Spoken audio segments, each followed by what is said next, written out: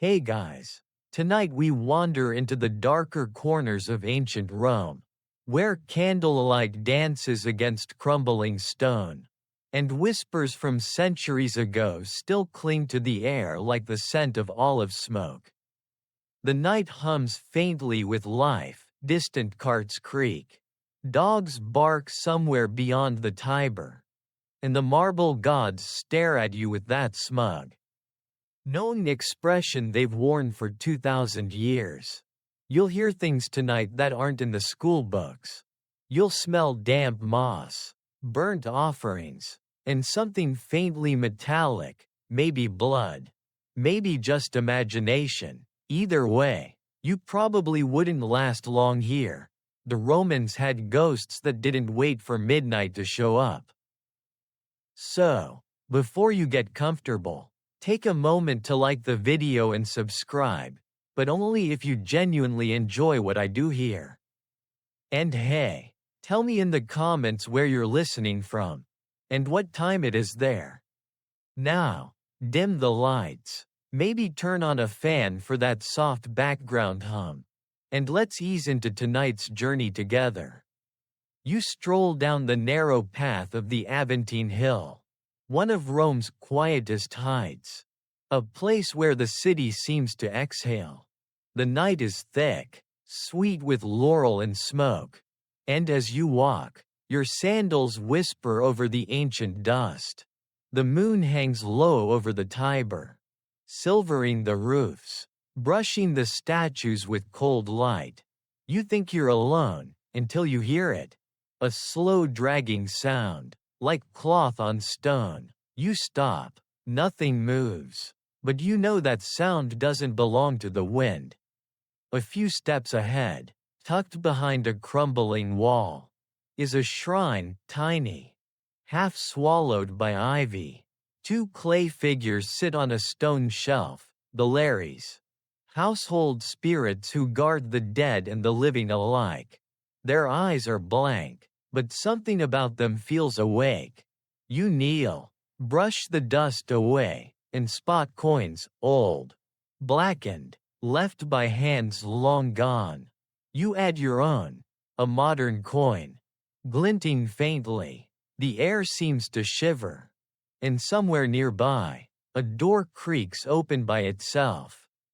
You remember hearing that Romans believed the Aventine at night was where spirits came to walk off their worries. It sounds almost therapeutic, except most of them had been murdered, betrayed, or forgotten. That's a lot of baggage to stroll with. Some said that during the festival of Lemuria, people here would throw beans over their shoulders at midnight, whispering to drive away the dead. You look down. There are no beans in your pocket. Only your phone, not very effective protection. But maybe the flashlight helps. The wind rises again, carrying laughter, faint, childlike, echoing between arches. You follow it. Of course you do, because humans never learn. Around the corner stands an old Roman domus, its gate ajar. Inside, shadows move though nothing breathes. The frescoes on the wall are faded, showing figures of gods and feasts, yet as your eyes adjust, one figure seems freshly painted, a woman with an unblinking stare, her mouth slightly open as if mid-whisper. You step closer. Her eyes are the color of river silt, and the closer you get, the more you notice. The walls are damp, the floor uneven, the air smells faintly of iron. Suddenly, the laughter stops. A drop of water, or something thicker, lands on your shoulder. You look up. The ceiling beams are slick with condensation, and you realize it isn't water dripping down. There's a red smear on the plaster, fresh against the centuries-old stone. A gust of wind bursts through the door, and the woman's painted mouth seems to widen, smiling now, just a little. You stumble back, nearly tripping over a fallen amphora. And it's then that you hear a soft voice. Welcome home. No one's behind you. The sound came from the wall. The Larrys, those little guardian spirits, were said to keep watch over families, but when a house was abandoned, they grew restless, whispering to anyone who wandered too close. Archaeologists still find their shrines, tiny and half-forgotten, with traces of oil and burned honey. Some say the Romans weren't just feeding ghosts, they were feeding memories. You stand there for a long time, feeling the chill creep under your skin, and wonder, what happens when a memory refuses to die?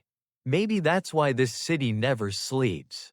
The stones remember every argument, every betrayal, every last breath. Some historians still debate whether the Romans truly believed their household spirits were real or just symbols of family loyalty.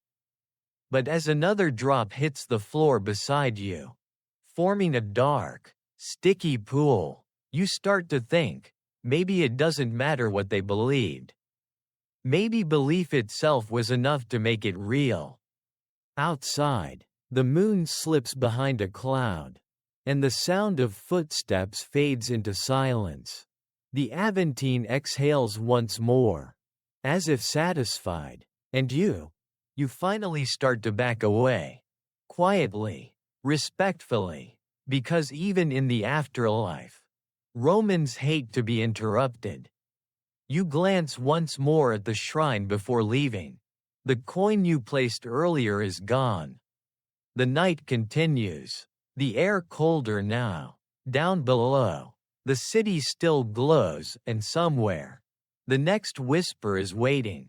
The path down from the Aventine is quieter now. Though quiet, in Rome always has its own soundtrack, dripping fountains, snoring pigeons, the occasional shout of someone arguing with their echo. The air feels heavier as you descend toward the river, as though each step pulls you deeper into an older layer of time. The street narrows, twisting between walls that lean inward like conspirators. And then, tucked between two cypress trees, you see it, a tiny marble alcove lit by a single flickering flame. You've found another Larry's shrine. But this one's different. Its surface gleams faintly, polished by centuries of hands leaving offerings. Someone has recently placed a clay bowl filled with oil and rosemary sprigs. You crouch down, your breath making the flame dance. Two tiny figures carved from terracotta stare back, one smiling, one frowning. The Romans liked balance. Every home spirit had its counterpart. You wonder which one's watching you tonight. When you whisper something, maybe a greeting, maybe just to hear your voice return, the air seems to respond. A low hum, almost like someone clearing their throat behind you. You freeze. There's nothing there except the shifting shadow of the cypress branches. Still, you can't shake the feeling that you've stepped into a conversation mid-sentence. People used to say the Larrys protected travelers who honored them, but punished those who didn't. A bit needy, perhaps, but effective marketing. Roman families would leave bits of bread or wine, or even small dolls for the spirits of children lost too soon. The thought is touching, and also slightly horrifying, because those gifts weren't symbolic. They believed the spirits ate them. You reach out to the bowl. The oil ripples though the air is still. Your reflection bends and warps, your face. But older, eyes hollow. You blink, and it's gone. Just oil again, nothing else. You wipe your palms on your cloak, or, well, hoodie, and tell yourself it's just a trick of light. Still, curiosity kills more than cats in Rome. You light your phone's flashlight and trace the wall around the shrine.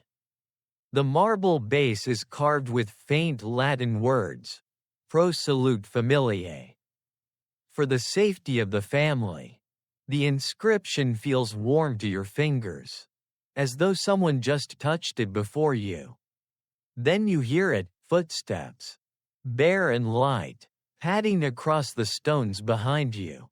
You spin around. The street is empty, but in the corner of your eye, a shape slips behind a column, small, childlike, pale in the darkness. You call out, softly. No answer, only the sound of dripping water from somewhere above.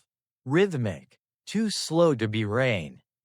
You take a hesitant step closer and find another small altar, half hidden by vines. Upon it rests a clay mask, cracked but grinning, with coins in its mouth. Romans sometimes buried such masks with the dead to keep their spirits from wandering, or to give them something to chew on. Depending on who you ask, the mosque's hollow eyes seem to follow your movement, and you swear you hear a breath, in, out, in. Maybe it's your own, maybe not. You remember reading about a senator's daughter who vanished here during the late Republic. Her family built a shrine exactly like this one to keep her close. Centuries later, when archaeologists opened the foundations, they found a child's bracelet melted into the clay.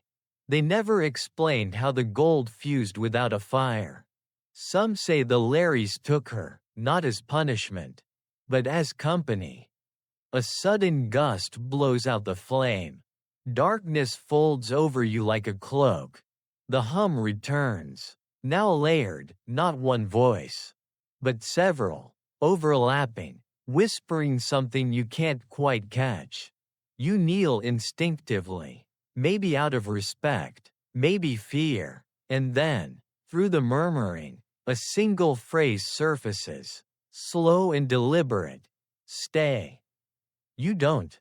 You back away, careful not to turn your back completely. Because ancient instinct says never expose your spine to a god. When you finally step out from the alley into the open street, the night feels oddly lighter, like exhaling after holding your breath too long. Historians still debate whether the Larrys were benevolent spirits or merely the ghosts of ancestors domesticated by ritual.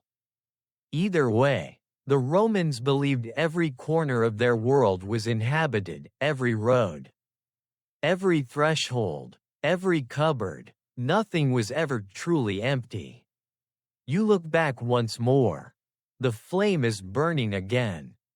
Someone, or something, relit it. You whisper a quick thank you, because politeness costs nothing and might just save your soul. And you continue on toward the river. The Tiber glints under the moon like a long, restless serpent, and the wind carries the faint hiss of waves brushing stone. Somewhere ahead, another story waits. You can almost feel it reaching for you. The Tiber glimmers ahead, a soft ribbon of silver sliding through the darkness. The city exhales here, where the water splits around Tiber Island, a lump of stone that has been both sanctuary and grave. You cross the ancient bridge, its arches slick with moss, and the sound beneath you shifts from gentle ripple to deep, throaty gurgle, like something asleep just under the surface. The Romans said the island was shaped like a ship because it carried the spirit of healing across the river.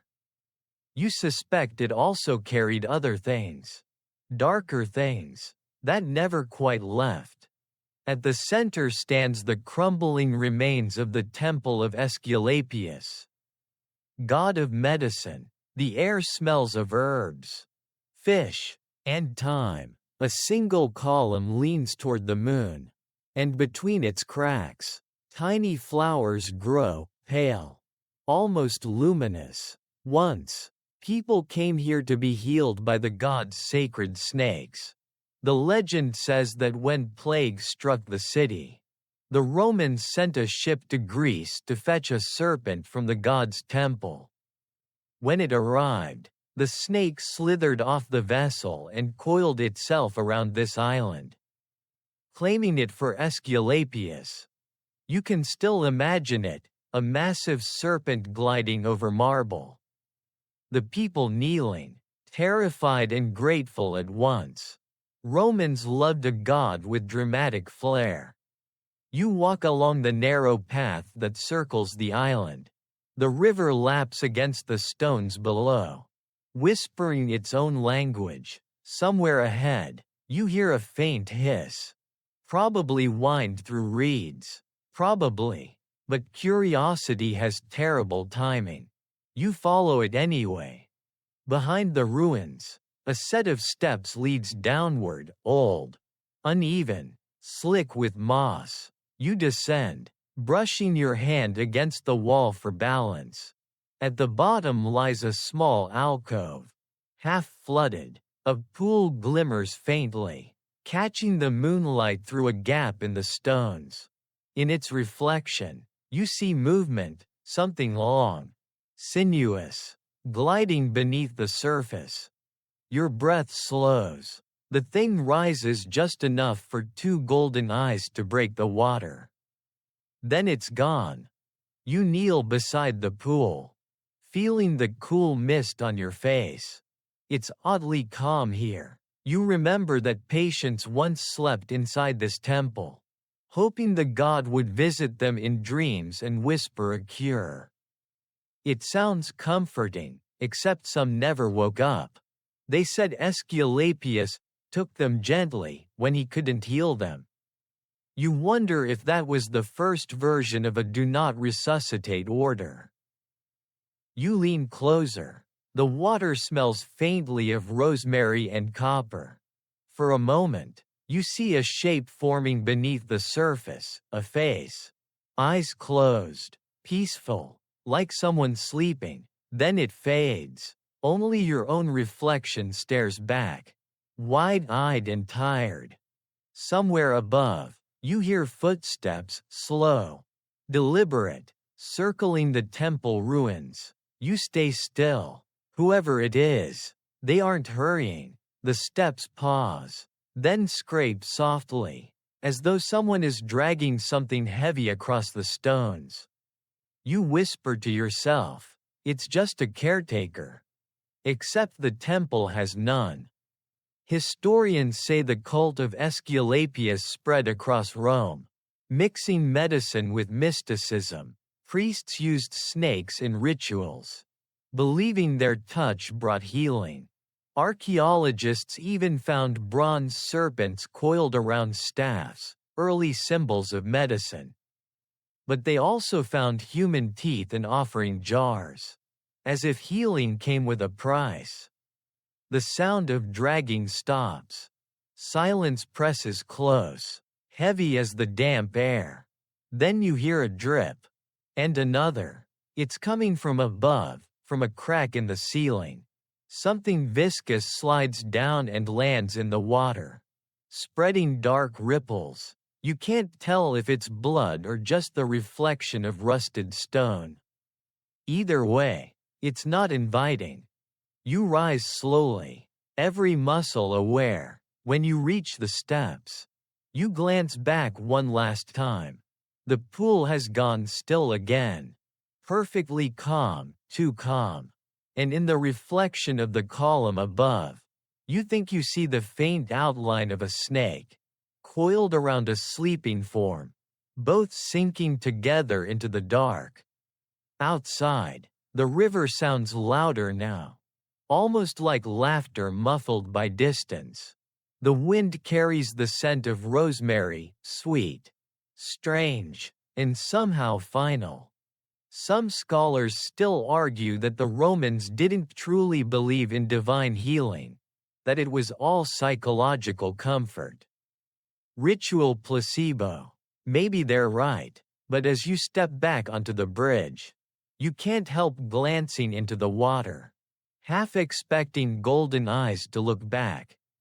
The island behind you glows faintly under the moon, like a lantern left for lost souls.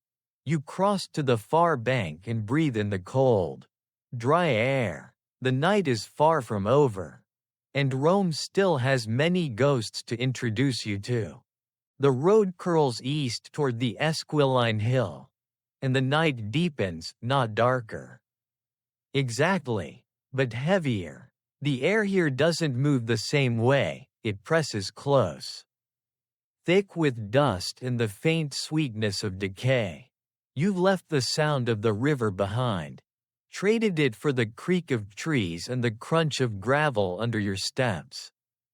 The wind carries something else, too, a low, mournful hum, like the echo of a chant long finished but not forgotten. The Esquiline is beautiful now, but in ancient Rome, this hill was the city's dumping ground for the poor and the condemned. Before the gardens, before the marble villas, there were pits, deep, bottomless seeming holes filled with bones and ash. When you breathe in, the earth tastes faintly of iron. You stop near what used to be the puticuli, the bone pits. The moonlight glances off the ground, pale and uneven, and you think you see shapes shifting just beneath the soil, a trick of light. Surely, but your feet won't move forward. The silence feels too alert, too expectant. Then, the scent hits you, burnt herbs. And something animal. It's almost pleasant until you notice the second note beneath it, rot. Faint but undeniable. You turn your head and notice a figure crouched beside a shallow trench, a woman. Draped in dark cloth, her hands busy with something that glints in the moonlight. Her hair is wild, streaked with white, her movements methodical. You take a half step closer before realizing she's humming. The tune is old, eerie, a lullaby's rhythm. But wrong somehow, stretched thin. You freeze when she lifts her head. Her eyes catch the moon, yellow, sharp, unblinking, the witch Canidia, if old Roman gossip can be trusted. Practiced her craft here on this hill. They said she conjured storms, summoned ghosts, and brewed potions from unholy ingredients, baby's marrow, snakeskins, and the dust of murdered men. Historians usually dismiss her as satire, a creation of Horace's pen, but here she is, humming and stirring, very much unfictional. You step back, but the ground betrays you with a crunch. Her humming stops. Slowly, she turns toward you. The bowl in her hand steams faintly. You shouldn't be here, she says, voice dry as papyrus. You want to reply, but words don't come. You can only stare at what's inside the bowl, a thick, dark mixture, bubbling softly even though there's no fire beneath it.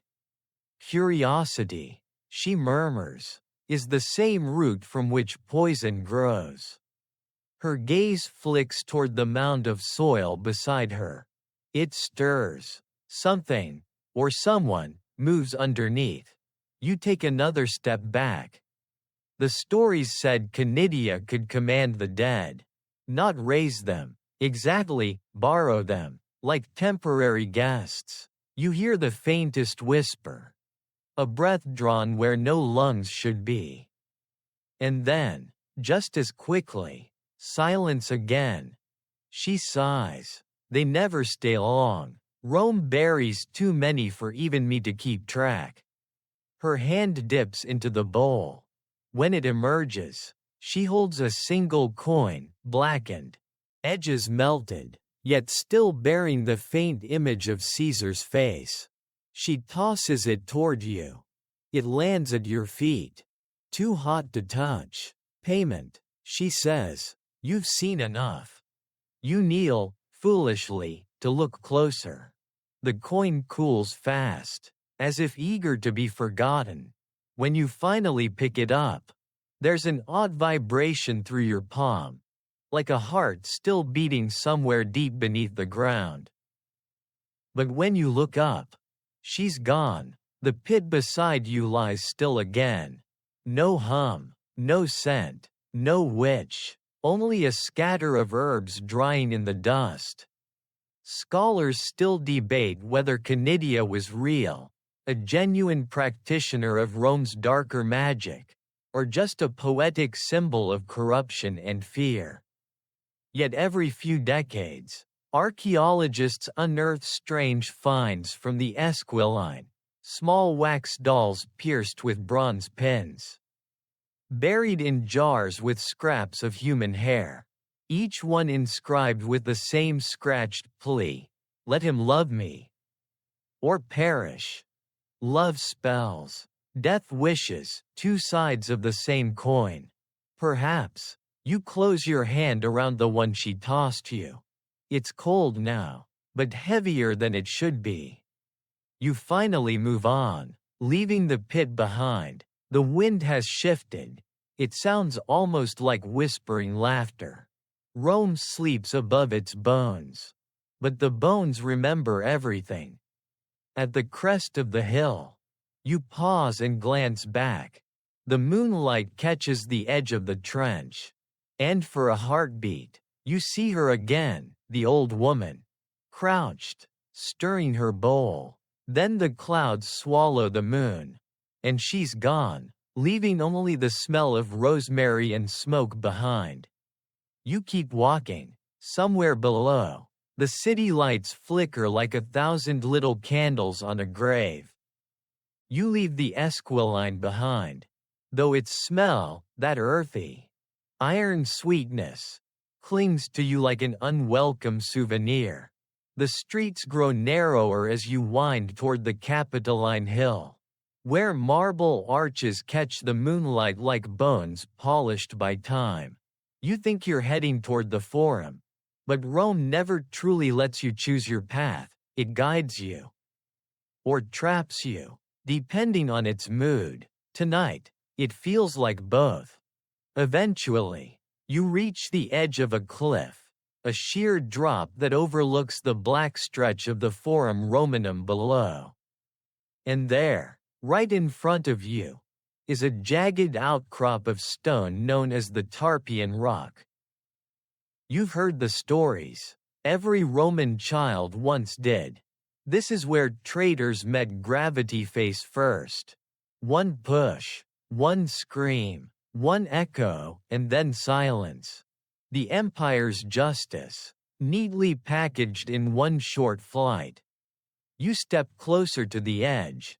The marble is cold under your hand, slick with dew. There's a small offering bowl there, filled with coins of all ages, gold, bronze, even a few modern euros.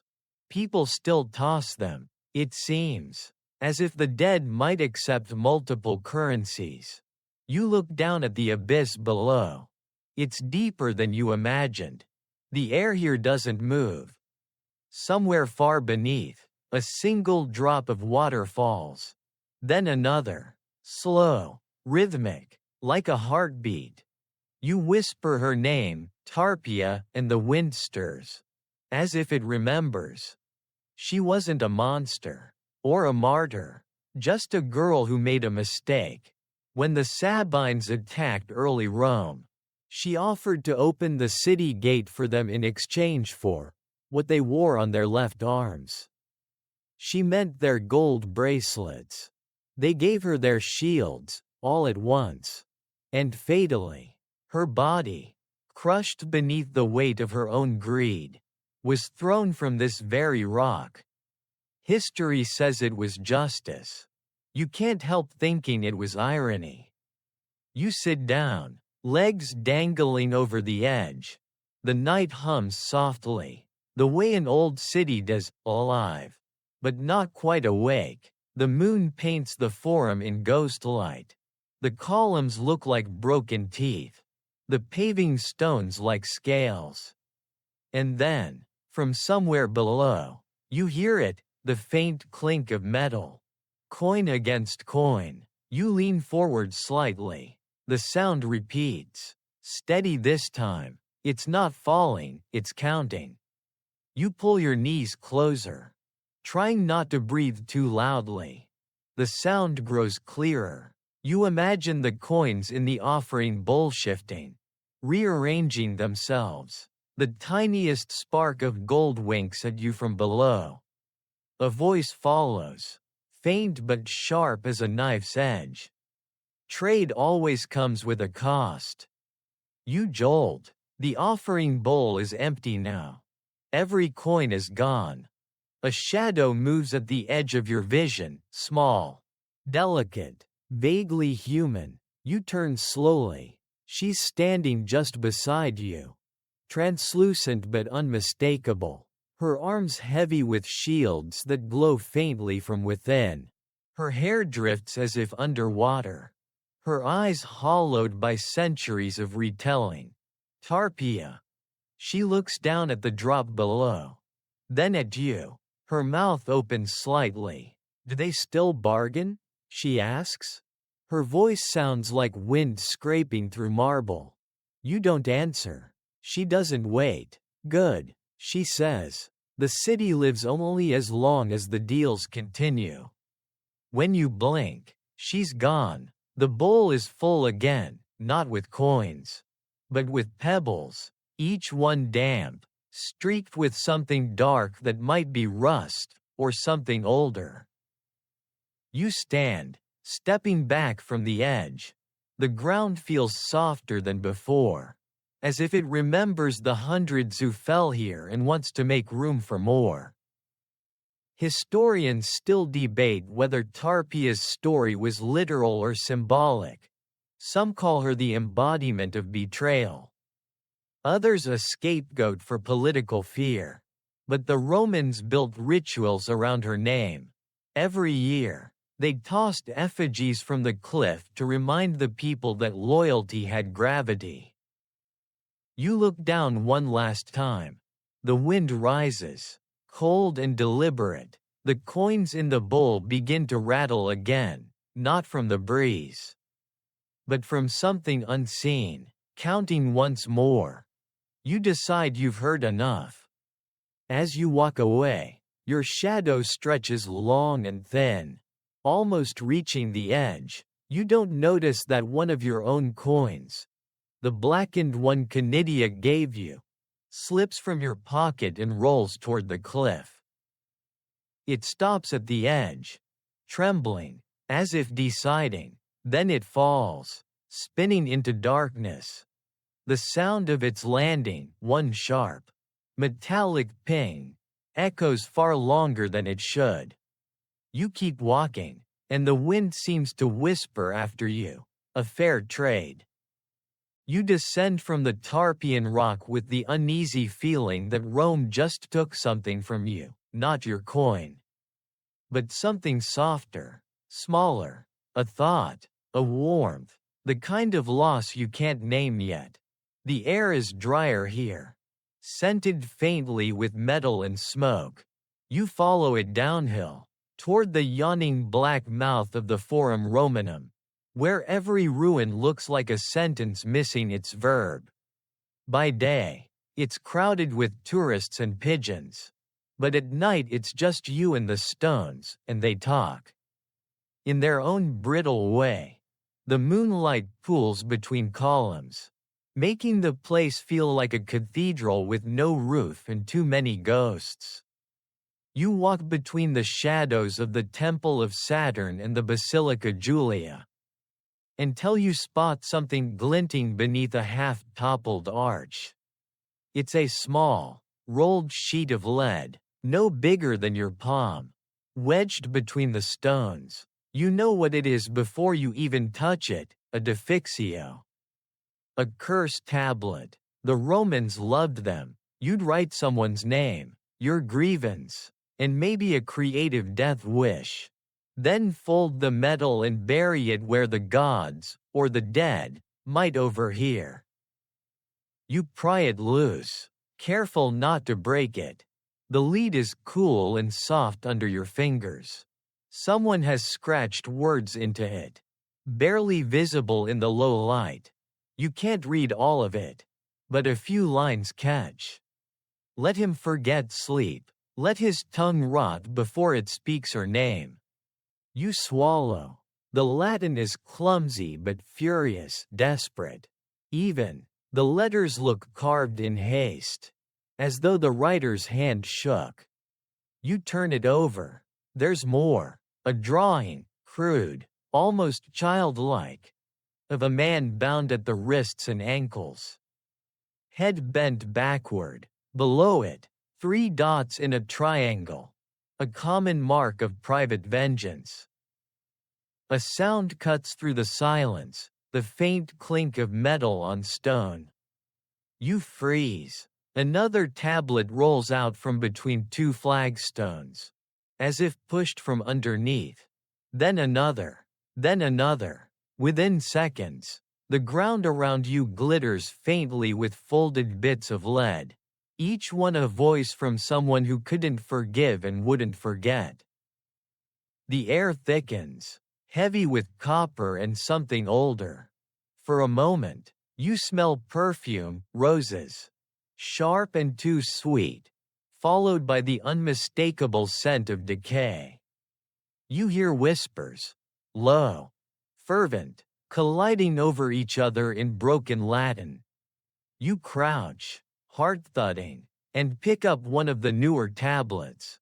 It's cleaner, the edges less corroded. When you unroll it, you recognize the inscription style, later empire.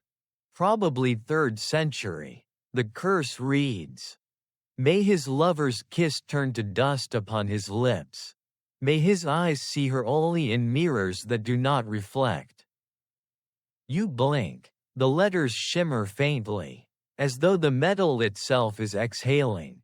Then the voice comes, a woman's this time.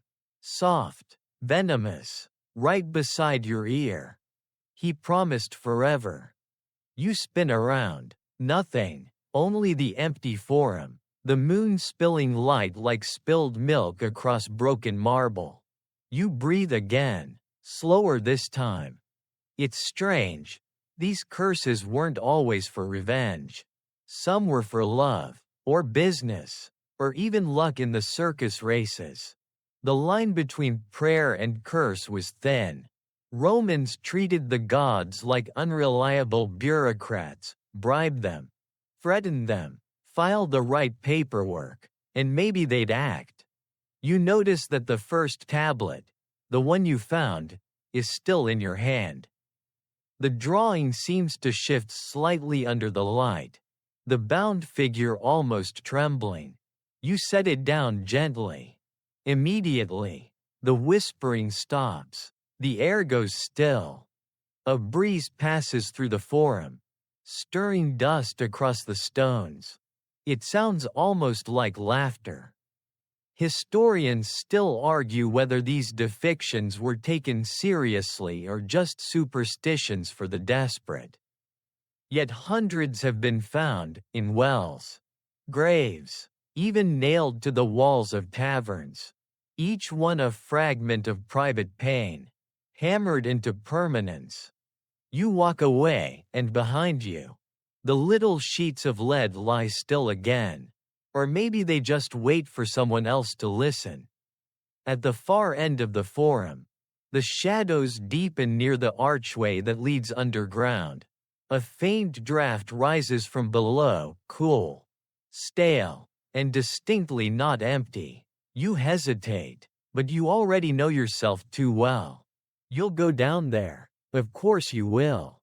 You take one last look back. The moonlight hits the first tablet just right.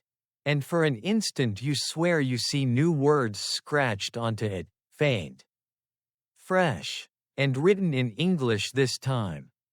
Don't stop now. You smile, nervous, helpless. Then you step into the dark. You step into the underground. Down a narrow stairway slick with condensation. The air cools instantly. heavy with that familiar Roman cocktail of stone, rust, and time. Down here, the world muffles itself. Even your footsteps sound distant, as if the past is swallowing them before they can echo. You've entered the hypogeum beneath the Colosseum, the labyrinth of corridors and cages that once buzzed with life, or something very close to it. You shine your light ahead. The walls still bear the grooves of pulleys that hoisted beasts and men alike into the blinding arena above. Chains hang limp from the ceiling, their metal furred with rust. Each one looks like it's waiting for orders. A faint drip echoes somewhere deep in the dark, steady and hollow. Water, maybe, you hope.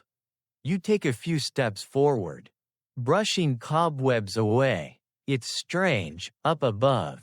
This was a theater of spectacle and glory. Down here, it feels like a throat, long, wet, and waiting to swallow you. They said that on show days. This place would be alive before dawn, slaves lighting torches, handlers herding animals through creaking gates, gladiators waiting in silence for the trumpet's cry. The tunnels were said to hum, not with noise, but with anticipation. You can almost feel it now, vibrating through the floor. Then, a sound, not the drip this time, a scrape, soft but deliberate. Metal against stone. You stop breathing. Another scrape follows. Closer. Then a clink, like a latch shifting. You aim your light down the passage. The beam catches the edge of something metallic, an old elevator cage. Half collapsed but still upright. The ropes sway slightly, though the air is perfectly still. You walk closer. Inside the cage, chains cross like spider webs. For a moment, you swear one moves on its own. You reach the edge of the platform and look down. Beneath the cage lies a pit, black and bottomless. It smells faintly of iron. You hear it again, the scrape, but this time it's below you. Someone, or something, is dragging something heavy. You lean forward, trying to see, and the light catches a shimmer of eyes far below, reflecting like glass marbles in the dark. Too many eyes. They vanish all at once. And you hear a low exhale, deep and rumbling, like a beast remembering how to breathe. The Romans kept lions, leopards, bears, even crocodiles here. When the crowds demanded novelty, they brought elephants, but rumor said they kept other things, too, creatures not meant for daylight, things offered to gods best left unnamed. You whisper a quiet, foolish, hello? The answering sound is not a growl. It's laughter. Dry, human, almost gentle. You step back fast, hitting your shoulder against the wall. The echo follows you, bouncing from arch to arch. For a second, you can't tell if it's in front of you or behind. A figure moves in the dark, just a silhouette, tall and broad, gliding where no footing should be possible. The air smells faintly of oil and blood. Then, nothing, only the drip returns. Your phone's light flickers. The beam glances across the stone floor, and you see fresh scratches. Deep and deliberate, words carved into the dust-coated rock. Still waiting for the crowd. Your pulse stumbles. You realize the air feels heavier, warmer. You glance up at the narrow slats above, those trapdoors that once opened into the arena. Through them, moonlight filters down like pale ribbons. You can almost hear the roar of thousands, the crash of gates, the screams. And for one dizzy second, you see it all. Men in armor glinting with sweat, Beasts lunging from darkness. Sand turning red underfoot. The noise swells, real, deafening, and your breath quickens. Then, silence. When your vision clears, you're alone again. The scratches on the floor are gone. You stand still for a long moment, just listening. The drip, the sigh of old wood, your own heartbeat. Historians still argue whether the Colosseum's underground was simply a stage mechanism or a ritual space. Some claim it doubled as a temple. Its design meant to mirror the underworld. Perhaps both were true. The Romans loved efficiency. Why not worship and kill in the same place? You turn to leave. As you retrace your steps, your light catches the cage one last time. It's empty now, or maybe it always was, but faintly. Just barely. You hear the squeak of a rope tightening, as if something unseen is being lifted once more toward the arena above. You climb back to the surface. The night air feels too thin, too clean. The Colosseum looms behind you, massive and indifferent, its arches filled with shadow. You whisper to no one in particular. Break a leg, and try not to look back. But you do, and high up in one of the arches, a torch flickers to life. No one should be holding it. It stays burning long after you're gone. You leave the Colosseum's shadow behind, but its echo follows you. That hollow applause of ghosts clapping for no one. The night is cooler now. The moon has climbed higher, slicing across the ruins like a blade. You take the road south, away from the crowds that no longer exist, until the ground flattens into the long, straight stretch of the Via Appia, the Appian Way.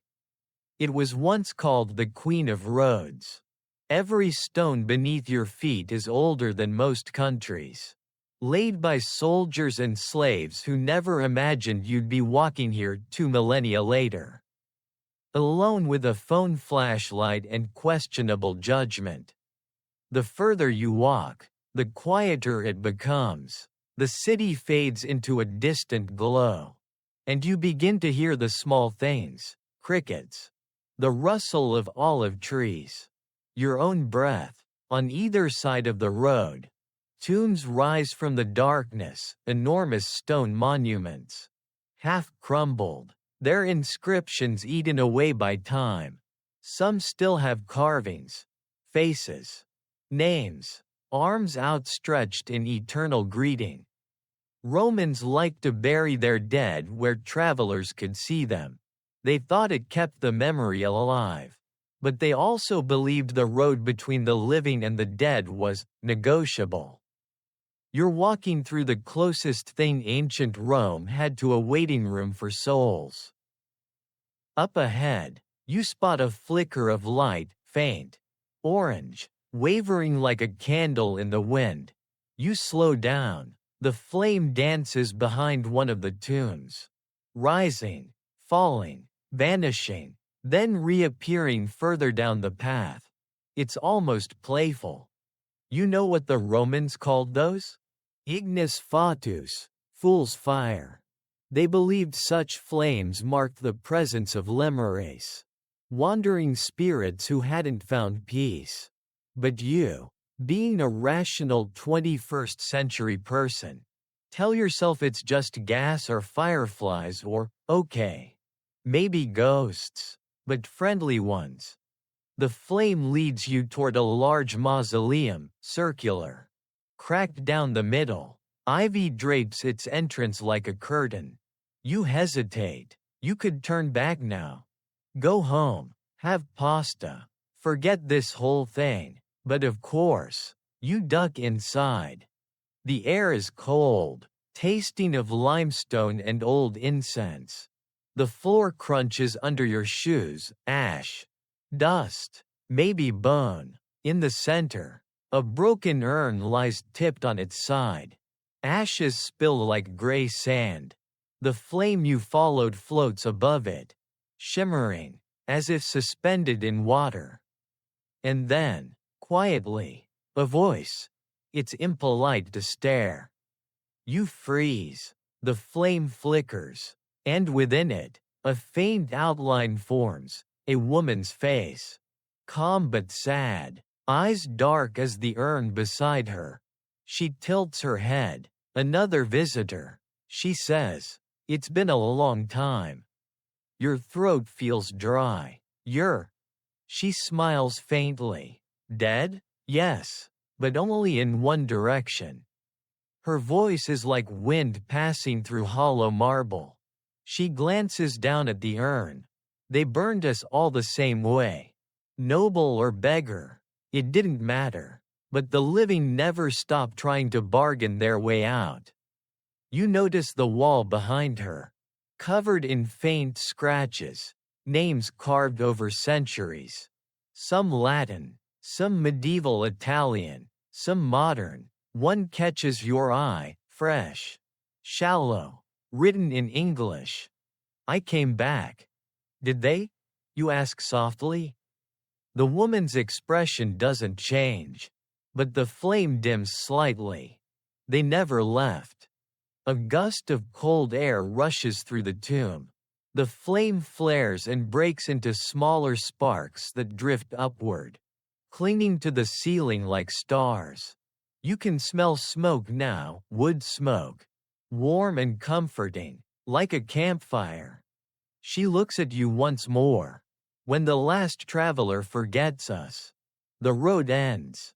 Then she fades, her voice slipping into the air like mist. The tomb goes dark again, save for the faintest glow along the floor.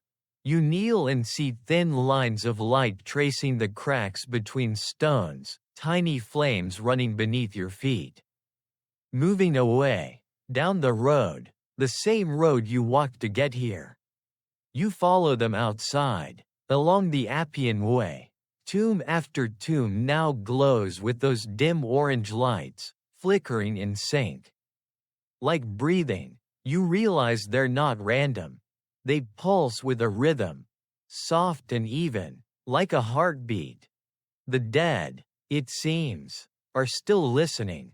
Some archaeologists claim the Appian Way was built not just for travel, but as a ritual path, a liminal corridor between the worlds. The living carried offerings, the dead answered with silence. Others say the lights people see are just methane from the soil. You decide not to test the theory with a match. You start walking again. The flames slowly fade behind you, one by one, until only the stars remain. At the end of the road, the city's glow returns. You catch yourself glancing back, half expecting the woman's flame to follow. It doesn't, but you swear you can still smell smoke. And far behind, somewhere near that cracked tomb, a single spark flickers to life again, as if waving goodbye. The road narrows as dawn begins to flirt with the horizon. Though it's still more shadow than light, you wander toward the house of the Vestals, tucked behind the ruins of the Forum like a secret kept too long. The air changes here, cooler, cleaner, as if the ghosts themselves are holding their breath. The Vestals were Rome's most sacred women, sworn to guard the eternal flame of Vesta. For 30 years, they tended that fire, untouched by man, untouched by sin. In theory, the city believed that as long as their flame burned, Rome itself would stand, but if it went out, well, they blamed the girl, of course. You step through the broken archway into the courtyard. Moonlight still hangs over the marble pool, casting the statues in ghostly silver. 6 figures of Vestal virgins, their faces serene, their hands clasped around invisible offerings. Their eyes have eroded into smooth hollows. but somehow they still seem to be watching you. The pool's surface shivers faintly in the breeze. You can smell ashes, faint but sharp, like something long extinguished. You kneel beside the water and glimpse your reflection, blurred by ripples, but familiar enough. Then another face appears beside yours. Pale, unblinking, the reflection's lips move before you hear the whisper. "Would you have burned for us?" You jerk upright, scanning the courtyard. No one, only the faint sound of trickling water and the dry rustle of ivy. They said that when a Vestal broke her vow of chastity, she was buried alive, not as punishment, but as purification. The Romans couldn't spill sacred blood, so they let the earth swallow her instead. A poetic loophole for a terrifying death. You imagine it, a narrow chamber underground, a small bed, a flickering lamp, a few crumbs of bread, and silence, waiting for Rome to forgive what Rome could not name. Your hand trembles as you touch the water again. The reflection returns, this time clearer. It's not your face now, but a young woman's. She's wearing the white veil of a Vestal, but her lips are cracked, her cheeks streaked with dirt. Her eyes lock onto yours. "It was only one kiss," she whispers. The water ripples violently, though the air is still. For a moment, the statues around the courtyard seem to tilt, their carved faces twisting ever so slightly toward you. You back away, heart pounding. The woman's reflection remains calm, almost tender. "He said the gods would understand," she murmurs. "They didn't." You look down again, and she's gone. The water is clear now, perfectly still, but at the bottom of the pool lies something small, a ring, faintly glinting under the surface. You hesitate, then reach in and pick it up. It's simple, gold, engraved with a single word, Fides. Faith. A breeze sweeps across the courtyard, strong enough to stir your hair. The smell of smoke returns, not from fire, but from burnt oil. You turn toward the old hearth at the center of the courtyard. The altar stone is cracked, but beneath it, a faint orange glow pulses, as if a coal still burns somewhere deep below. You crouch, curious, and hear a faint, rhythmic sound, not fire, not wind, a heartbeat, slow, steady, alive. Then a whisper, right beside your ear, soft and urgent. "Don't let it go out." You stumble backward, nearly tripping over the uneven stones. The statues look different now, not peaceful, but sorrowful. Their marble hands seem to tremble in the half-light. Some historians argue that the flame of Vesta wasn't just symbolic, it represented the city's soul. A literal energy the Vestals tended through ritual. When the line of priestesses ended, they say, the empire began to crumble. Superstition, maybe, but standing here, with the air warm and breathing around you, you start to think maybe the superstition had a point. You tuck the ring into your pocket and step out of the courtyard. The moment you cross the threshold, the air cools again. You glance back. The hearth is dark now, silent. But as you turn to leave, a flicker of orange catches the corner of your eye, not from the altar this time, but from your hand. The ring glows faintly, a single ember's light pulsing beneath the gold. It fades after a moment, but the warmth lingers against your skin. You whisper, "I won't," though you're not entirely sure what you've promised. Behind you, one of the statues has turned slightly, its head angled toward the sunrise. You don't see it move, but you feel it watching you go, as if waiting to see whether you'll keep your word. The first blush of dawn stains the rooftops when you reach the Palatine Hill. It should feel comforting, the rising light, the end of night, but instead it casts everything in that thin, gray hour when shapes aren't quite real yet. The ruins look like skeletons yawning after a long sleep. Somewhere below, the birds start to sing. But the sound doesn't chase the silence, it only punctuates it. You climb through crumbled archways, your footsteps crunching on marble dust. This was where emperors lived: Augustus, Tiberius, Domitian, each trying to outdo the other in luxury and paranoia. They built their palaces on this hill not just for the view, but for the illusion of safety. After all, it's easier to trust no one when everyone has to climb to reach you. The air up here still smells faintly of cedar and wine, the ghosts of feasts long devoured. You pause beside a stretch of broken wall painted with faded frescoes, gardens, birds, vines. The colors are muted now. Pinks turned to rust, blues gone gray, but one figure remains startlingly clear. A woman in a gold cloak, holding a mask in her hand.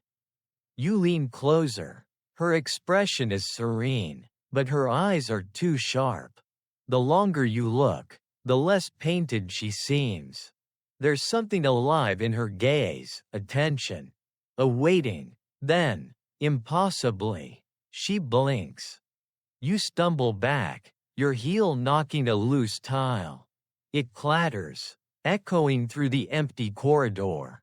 When you look again, the woman's hand has changed, the mask she held now pressed to her face. A dry whisper breaks the quiet. "Do you know who I am?" You shake your head before realizing she can't see you. The voice seems to come from the wall itself. Or maybe from inside your skull. "I was painted to be beautiful," she says. "Then he forgot my name." You glance around the ruins. Somewhere nearby, a mosaic floor glints through the dirt, a banquet scene. Laughter frozen mid-toast. The woman's voice drifts again. Softer now. "They said the gods favored art because it remembered what they destroyed. But what happens when even the art forgets?" You approach the fresco again. The surface shivers as if breathing. The paint glows faintly, the gold threads in her cloak catching light that shouldn't exist. You reach out, not to touch, just to hover close enough to feel the cool air. "He promised eternity," she whispers. But eternity is only the moment before someone else arrives. You blink. Her eyes are closed now. The mask gone. Beneath her feet, a new crack runs through the plaster, fresh, sharp, jagged. You trace it downward and realize it forms a shape, the outline of another face. Looking up from the wall below, two figures, one above, one buried beneath, lover and beloved, maybe, or artist and muse. You hear faint footsteps behind you, slow, deliberate, echoing through the empty palace. You turn, expecting the sound to fade. But it doesn't. A figure walks through the colonnade, tall, robed, wearing a laurel crown. His shadow stretches impossibly long, reaching almost to your feet. He stops a few paces away. "She was my masterpiece," he says, voice calm, almost proud. But marble outlasts love. Paint fades before guilt does. His eyes lift toward the fresco. "When Rome burned, I thought of her first." The figure's hand trembles. For a moment, the air smells like smoke and roses, a strange, terrible perfume. You realize who he might be. The emperor who built gardens over ashes. Nero. But before you can speak, he's gone, only his scent remains.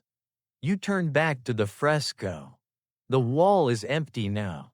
The woman, the mask, the gold, all gone.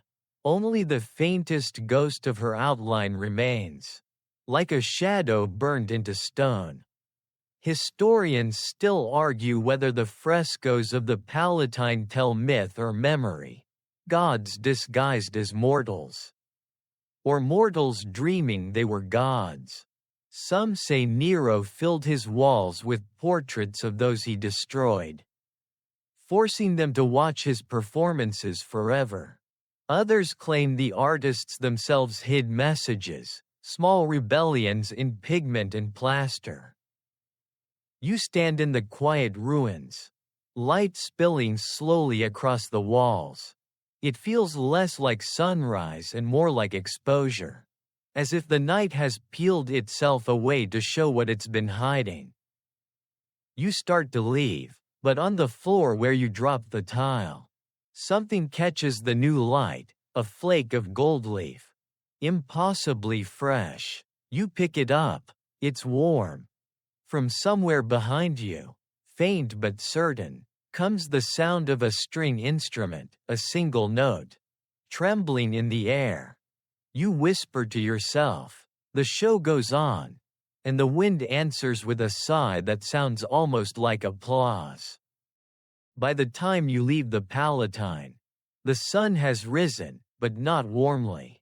Rome in daylight always feels like a painting left too long in the sun, beautiful, cracked, and slightly unreal. You wind down the hill and follow the scent of bread and smoke toward the Caracalla baths.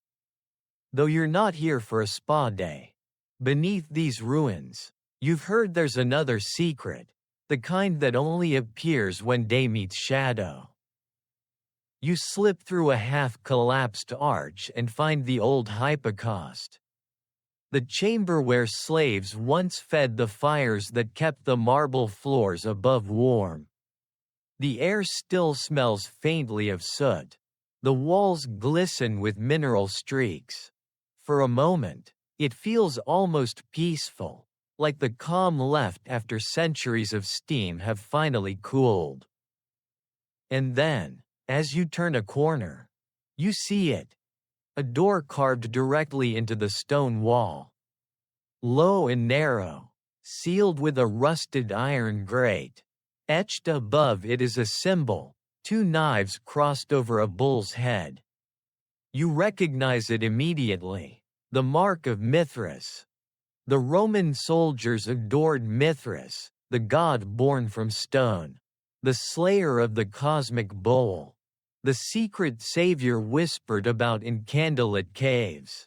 They met in Mithraea, underground shrines where the faithful gathered in silence and blood. Most were destroyed or buried, but a few still linger beneath Rome like a heartbeat you can't quite unhear.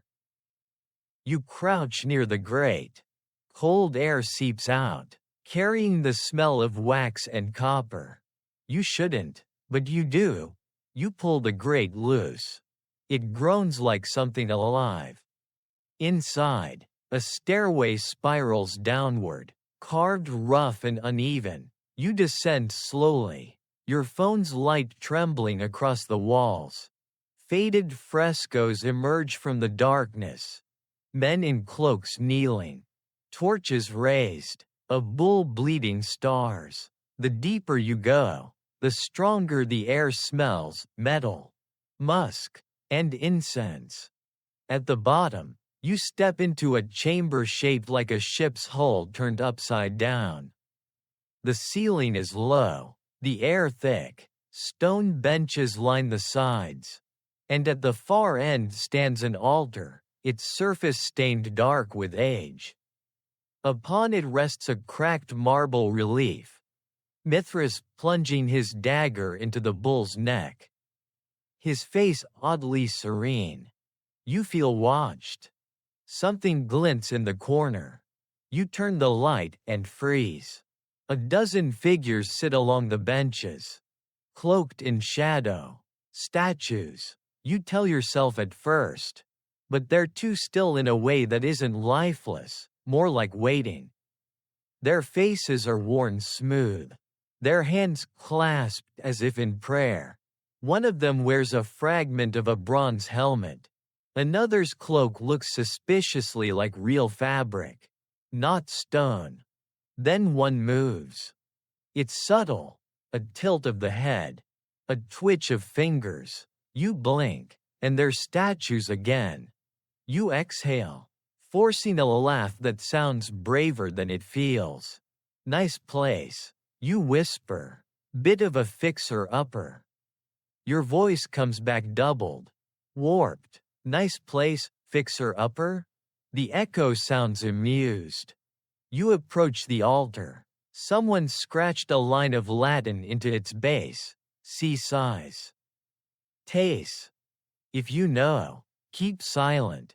The moment you finish reading it, your light flickers. Darkness swallows the chamber. You fumble with your phone, cursing softly. Then, without warning, the darkness blooms with tiny lights, candles. Dozens of them, flaring to life along the walls. The air hums low, vibrating in your chest. You realize the statues aren't statues anymore. They're standing now, their faces obscured by hoods. None of them move toward you. They simply face the altar. You hear chanting, low, rhythmic, ancient. The words aren't Latin, they're older. A sound like stone grinding on stone. The bull on the relief seems to shimmer. The carved blood glinting as though wet. Mithras' dagger gleams bright, catching light that shouldn't exist. Your throat tightens. Then one hooded figure turns its head toward you. Beneath the hood, you glimpse eyes, not human, but glowing faintly gold, like candle flames seen through smoke. The chanting stops. The silence is absolute. You do the only sensible thing left. You whisper, "Sorry, wrong cult," and back toward the stairs. As soon as your foot hits the first step, every candle goes out. You climb fast, breath ragged, half expecting a hand to grab your ankle. But none do. When you finally burst into daylight, you almost collapse. The air feels too bright, too loud. You glance back. The iron grate is sealed again, pristine, as if untouched for centuries. Historians still argue about Mithraism, whether it was a rival to Christianity or something older. Stranger, they can't agree on what the rituals meant. Blood sacrifice? Rebirth? Brotherhood? But they all agree on one thing. The rites were never meant for outsiders. As you walk away, the sunlight seems to bend slightly. Flickering like candlelight, you glance at your hands. There's a streak of red across your palm. You tell yourself it's rust from the grate. You don't check twice. From deep below, just barely audible, comes a final whisper, like a prayer carved into stone. Tace. You keep walking. You've learned your lesson. For now, you walk for what feels like hours. Though it's barely noon, the city hums with ordinary life again. Cars, tourists, voices. You almost convince yourself that the night's phantoms were just tricks of exhaustion. But as you cross back into the crowded streets of the Sabura district, that illusion slips away. The Sabura was Rome's underbelly, the maze where butchers, beggars, thieves, and poets all lived elbow to elbow. Even now, the narrow alleys twist like veins. Laundry flutters overhead. Scooter engines echo off the old stone. You could almost forget what century it is. except for the feeling that every window is watching you. You duck into a marketplace still bustling with vendors. They're selling everything from cheap fruit to cheap luck. Amid the chatter and bargaining, you catch something quieter, the cooing of a bird, soft but insistent. You follow it. In a corner stall sits an old man, his table cluttered with small bones, feathers, and tarnished trinkets. A cage beside him holds two ravens, their feathers oil black and eyes far too knowing. He looks up as you approach, and the wrinkles around his eyes fold into a smile that doesn't quite reach his mouth. You walk heavy, he says in Latin so old it scrapes the ears. Too many shadows following. You manage a shaky smile. You sell souvenirs? He gestures to the table. Omens. The ravens croak softly. One pecks at a coin resting near its claw, blackened, scarred, familiar. You recognize it instantly. Canidia's coin. Where did you get that? You whisper. He shrugs. Things roll downhill in this city. You reach for it, but his hand snaps out. Grip iron strong. Not yours anymore, he says. It's been claimed. Your throat tightens. By who? He tilts his head. By what? The ravens begin to flutter. Feathers brushing the bars. Their eyes lock onto something behind you. You turn. At the far end of the alley, a woman in a crimson cloak stands perfectly still. Her face hidden beneath a hood. The market noise dulls around you, the air flattening into silence. You blink, and she's gone. The old man exhales slowly. Ah, it's you they want to see tonight. He rummages under the table and pulls out a small pouch tied with red string. Take this, he says. Hang it at your door before sunset. You hesitate. Why? So the wrong dead don't find the right house. You want to laugh, to dismiss it, but the memory of the witch's smile, the shrine's whisper, the glowing ring, none of it feels far enough away to mock. You take the pouch. It's warm, faintly pulsing, like a heartbeat through fabric. When you look up to thank him, the old man's stall is empty. The ravens are gone. Only a single black feather lies where the coin used to be. You pocket it and keep walking. The deeper you go into Sabura, the narrower the streets become. The sunlight barely reaches the ground now. Caught between leaning walls, you hear voices ahead, laughter. Drunken, echoing. Then, somewhere above, a clatter. You glance up just in time to see a clay pot tumble from a window and shatter near your feet. The laughter stops. You freeze. Every sound in the alley dies, leaving only the echo of your breath. You step back, and something crunches under your shoe.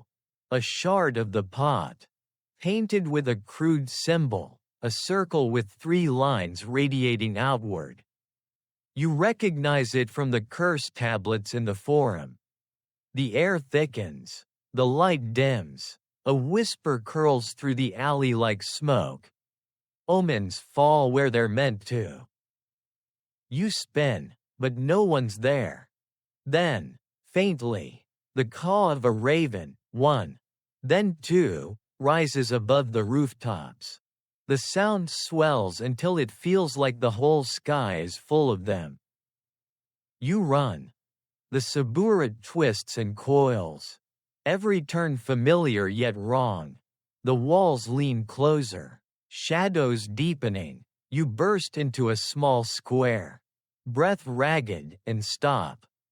In the center stands a well. Its stone rim slick with moss. You approach it slowly, still hearing the echo of wings overhead. The air around the well feels colder. drawn inward like a breath before a scream. You lean over the edge. The water below is perfectly still, reflecting the pale sky. Then, one by one, black feathers drift down, landing soundlessly on the surface. The reflection ripples and changes. Not your face, not the sky. A city burning, temples collapsing, statues crying molten tears. You stumble back, heart pounding. The feathers swirl, caught by some invisible current, forming words across the water's surface. You're walking the wrong way. Then the feathers sink, and the water goes dark. You back away until your shoulders hit the wall. The alley behind you yawns like a mouth. Some historians say the Sabura was cursed ground, built over a necropolis, its air thick with the breath of the unburied. Others say it was just bad plumbing. Standing here, you know which explanation feels truer. You clutch the red pouch tighter. It's warmer now, the pulse inside faster, echoing your own heartbeat. You decide to take the old man's advice. You've seen enough omens for one day. But as you turn to leave, a raven lands on the rim of the well, tilts its head, and croaks a single word that freezes you in place. Continue. And then it flies toward the setting sun. You follow the raven. Not because it makes sense.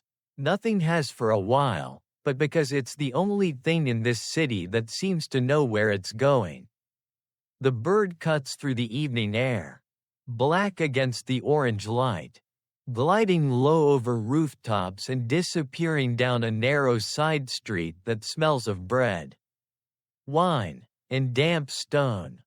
When you reach the corner, you see it vanish through a half-open door beneath a faded sign, Pistrinum. An old bakery. The scent of yeast and ash drifts out, rich and strangely inviting. You hesitate. After all you've seen tonight, walking into a dark Roman bakery might be the least insane thing you could do. You push the door open. The interior is dim, the light coming from a few oil lamps hung unevenly along the walls. The air is warm, thick with flour and smoke. Wooden shelves line the back, some still holding ancient bread molds shaped like wreaths and suns. And there, in the corner, you see the raven perched on the edge of a counter beside a small opening in the floor. You realize it's not just a bakery. It's an entrance, downward, carved into the earth. Of course it is, you mutter, because Rome never lets you stay above ground for long. The raven caws once, sharply, as if impatient, then it hops into the hole and disappears. You kneel, peer into the darkness, and see a faint flicker of light below. Against every better instinct you have, you descend. The steps are narrow and dusty, carved into volcanic rock. With each one, the warmth of the bakery fades, replaced by something colder and wetter. The smell shifts from bread to stone, from flour to iron. At the bottom, you emerge into a small cavern. The walls are slick with moisture, and faint light spills from candles wedged into cracks. On the floor, you see mosaics, tiny, intricate tiles forming the image of a man slaying a bull. Again, Mithras. You sigh, not this guy again. But something's different. The bull's blood in this mosaic doesn't flow into the usual flowers or stars. It spills downward, turning into a river that winds across the floor toward a stone altar shaped like a loaf of bread. You blink, realizing the pattern continues up the wall, transforming into stalks of wheat. The message feels obvious even without translation. Life and death share the same hunger. The raven lands beside the altar and lets out a low, rattling croak. Then, from behind it, a figure steps into the light. He's tall, wrapped in a baker's cloak dusted white with flour. But his eyes are golden, glowing faintly like the statues in the Mithraeum before. He smiles, not cruelly, just knowingly, and speaks in a voice that seems to echo through the stones themselves. You've walked farther than most. You manage a shaky laugh. I wasn't really given a map. He gestures toward the mosaic. You were. You just read it backwards. The candles flicker. The raven hops onto his shoulder. Silent now. You've seen our city's bones. The man continues. The hill of the dead. The serpent island. The fire that won't die. You've been given every warning. Yet you still walk forward. I like to finish what I start. You say. He tilts his head. Then you'll understand why Rome never ends. You step closer. Who are you? He smiles faintly. The baker. The ferryman. The one who feeds both sides of the river. You look at the altar again. On it sits a loaf of bread, fresh, steaming, its crust etched with the same bull's head symbol you saw before. The smell is intoxicating, warm, human. Eat, he says, if you want to see what they saw. You hesitate. Then again, you've already walked through hell with less invitation. You tear a piece off and taste it. It's sweet at first, then bitter, too bitter. Your vision wavers, the walls ripple like heat rising from stone. The baker fades into shadow. The raven screams. When your sight clears, the cavern is gone. You're standing in the middle of the forum again, but not as it is now. The marble is whole, gleaming under a red dusk sky. The air hums with life, merchants shouting, chariots rumbling, the smell of wine and sweat and incense everywhere. And above it all, on every wall, painted in gold, are words you've never seen before. Rome is the memory that refuses to sleep. You spin around. The baker stands beside you, still dusted in flour. Now you understand, he says. We don't haunt the city. The city haunts us. Then the world tilts. The crowd dissolves. The smell of bread fades to smoke. When you open your eyes, you're back in the bakery. The oven glows softly, empty. The raven is gone. Only the altar remains, and on it, a single black feather resting beside a fresh loaf of bread, steaming faintly.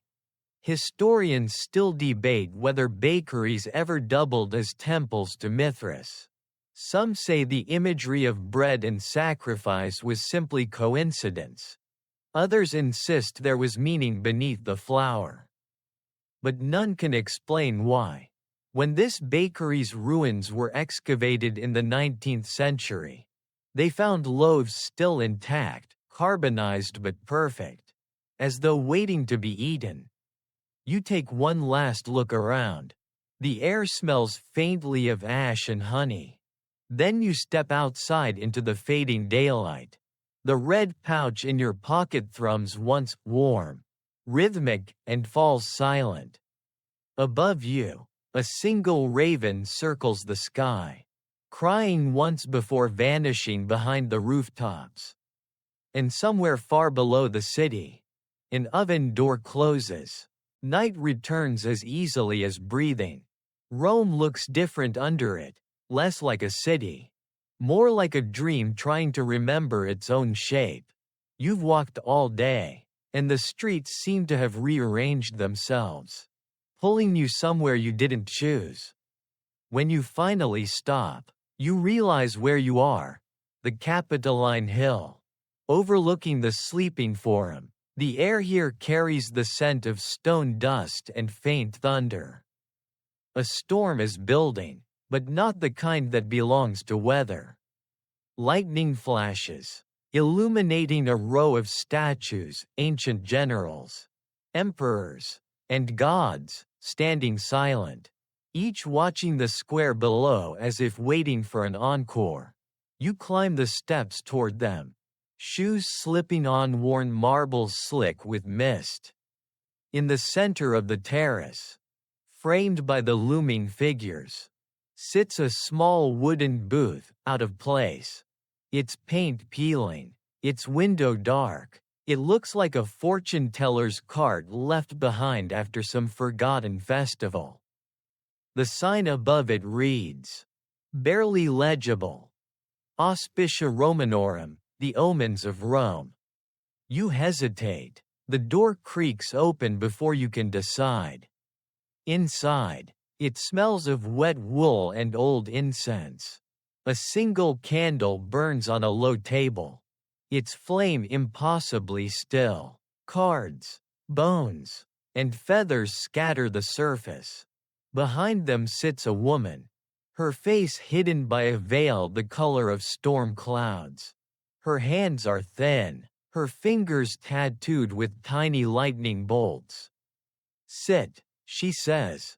Her voice is calm, low, and unsettlingly familiar, like someone humming an old lullaby in a language you used to know. You sit, the chair creaks beneath you. She reaches forward, takes the candle, and sets it between you. You've walked through their stories, she says, now you'll hear your own. You try to smile. I think I've heard enough ghosts for one lifetime. They've heard enough of you, too, she replies, but Rome listens both ways. She begins to shuffle the cards, thick, rough, more like shards of pottery than paper. Each one bears faded images, a lion, a river, a burning temple, a child holding a laurel branch. She lays 3 on the table. The first, she says, tapping the left card, is what you've inherited. You glance down. The image shows a hand holding a serpent, coiled tight around the wrist. That's comforting. The snake is knowledge, she murmurs, or guilt. In Rome, they're the same thing. She taps the second card. The second is what follows you. This one shows a woman cloaked in red, holding a bowl of ashes. You think of the vestal you saw reflected in the water, and your stomach knots. And the third? You ask. She flips it over. The card is blank. That one, she says, you haven't written yet. For the first time, the candle flickers. The flame stretches sideways, toward you. Though there's no wind, they're waiting, she whispers. You frown. Who? The ones who built your road. The ones who kept walking after death. The ones who still expect you to finish what they started. You glance toward the door. The sound of the wind outside grows louder, though you can't see the curtain move. She leans forward, voice dropping to a whisper. The augurs used to read the sky for signs, the flight of birds, the crack of thunder, the color of dawn, but the oldest omen wasn't in the sky. It was in the mirror. She reaches into her robe and pulls out a small, circular mirror of polished bronze. The surface ripples faintly, as though it remembers faces. Look, she says. You hesitate. I've seen enough strange reflections tonight. Her fingers tighten. Look. You do. At first, it's just your face, pale, tired, eyes too wide. Then the image changes. Behind you, a figure appears, hooded, faceless, holding something that glows like molten gold. You blink, and the figure moves closer. The woman smiles faintly beneath her veil. He's been waiting. You drop the mirror, and it clatters to the floor. The image vanishes, but the glow doesn't. A faint golden light seeps from the cracks between the stones beneath your feet. It pulses, slow and steady, like the heartbeat of something enormous and ancient.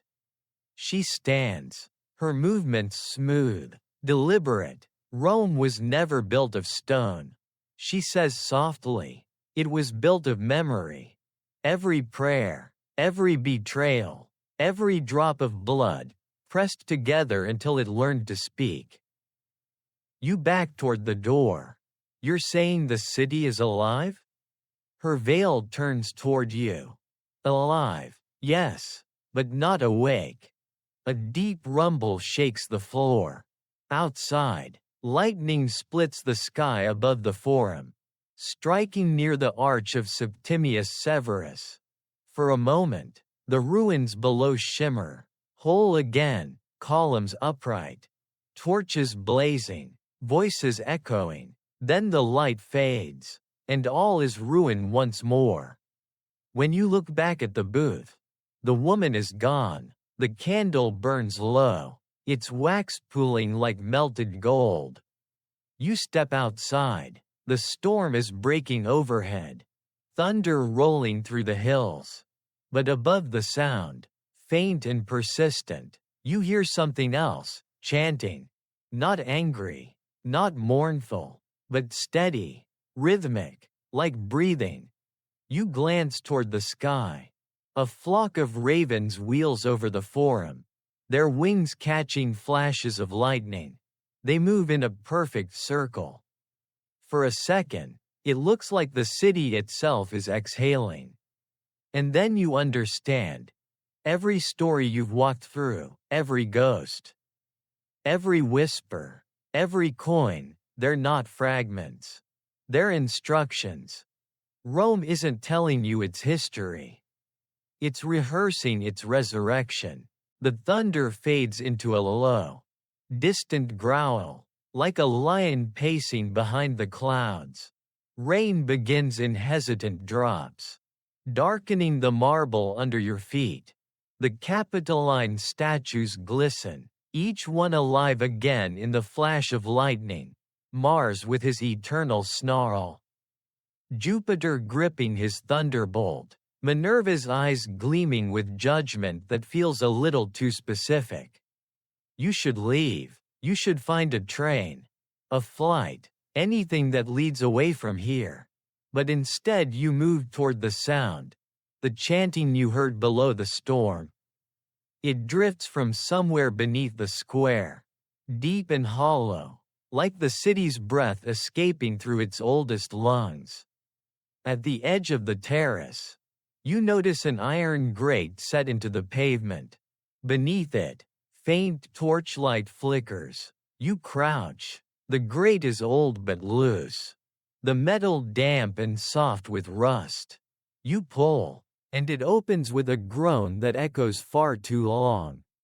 A stairway spirals down. You descend again. How many times now? Rome seems to exist in layers, each deeper, one hungrier than the last. At the bottom, you emerge into a vast chamber.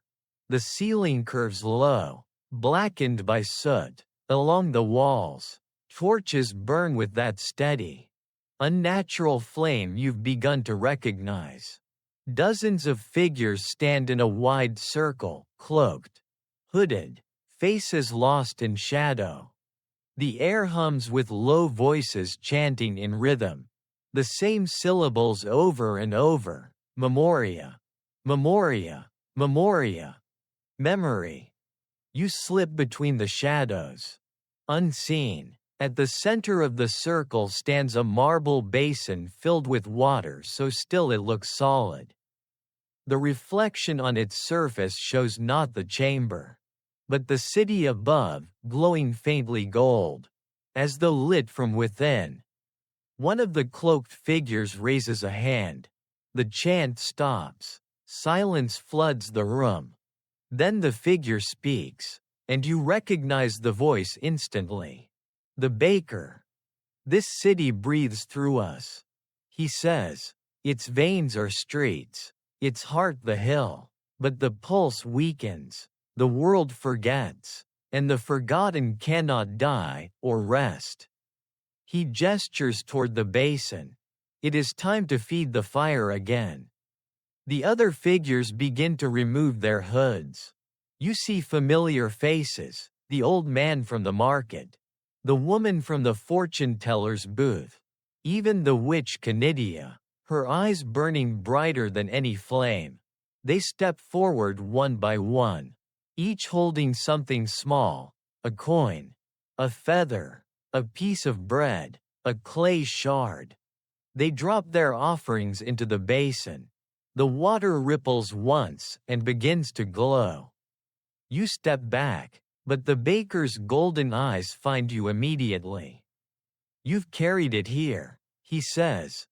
Your hand burns suddenly. The red pouch in your pocket throbs like a heartbeat. You pull it out. The fabric quivers, then splits open on its own. Inside, a single object gleams in the torchlight. The coin from Canidia. Blackened and scarred. You brought the last piece. The baker says, his voice almost tender. The coin that bought the city its sleep. He extends his hand. Return it, and let Rome rest. Or keep it, and she will wake. The circle watches. Even the flames seem to hold their breath. You hesitate. You think of the Lares whispering in the dark. The Serpent Island. The Vestal's reflection. The laughter beneath the Colosseum. You think of the phrase scratched into stone. Rome is the memory that refuses to sleep. If you drop the coin, maybe the ghosts will quiet. Maybe the city will fade into history again. Safe, contained, just ruins and stories. If you keep it, you don't finish the thought. Your fingers loosen, the coin falls. It hits the water with a sound sharper than it should, like a bell struck deep underground. The light in the basin flares, blinding white, then dims to a steady golden glow. The chanting resumes, softer now, almost a lullaby. The baker steps forward, his face weary but peaceful. It's done, he says. She sleeps again. He bows his head. The others follow. One by one, their forms fade into dust that drifts upward like smoke. When the last one disappears, the torches go out. You stand in darkness, alone, the air still humming faintly. The glow in the basin fades until only your reflection remains, tired, hollow-eyed, but alive. You climb the stairs back to the surface. Above, the storm has passed. The city lies quiet, slick with rain, its ruins glistening under the moon. Everything looks ordinary again, heartbreakingly so. You start walking, hands in your pockets, feeling the weight of absence. But when you reach the forum, you hear something soft and impossible, a single heartbeat, echoing beneath the stones. You stop, you smile. Good night, Rome, you whisper. And from somewhere deep below, the city exhales, content. For now, the streets are slick with moonlight and rain when you reach the forum again. Water gathers in the cracks of the ancient stones, turning them into mirrors that reflect the ruins twice, once as they are, and once as they were. Columns rise whole in the puddles. Firelight flickers across invisible walls. For a dizzy second, you can't tell which world you're standing in. You keep walking. Rome feels lighter tonight, as if your decision below ground released a breath the city had been holding for centuries. But the relief isn't peace, it's the silence after a heartbeat. The kind that makes you strain to hear the next one. A breeze sweeps through the forum, and you catch the faintest whiff of something familiar, olive smoke, burnt honey, and wet stone. It smells like every place you've been tonight. When you turn, the breeze is gone. You pass the old temples. Their names carved in stone: Saturn, Vesta, Castor and Pollux. Each one is dark, hollow, empty. But at the steps of Jupiter's temple, something glints in the moonlight. A coin. The same blackened one you dropped into the basin. You stare at it for a long time. The surface gleams faintly gold now, as if it's been cleaned.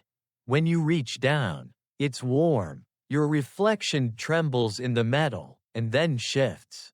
You see not yourself, but the baker, smiling faintly. She sleeps. His voice says, low and patient, but dreams are never still. You blink. The reflection fades. Only the coin remains. You pocket it. You don't know why. Maybe it's superstition. Maybe it's guilt. Maybe part of you already suspects the story isn't over.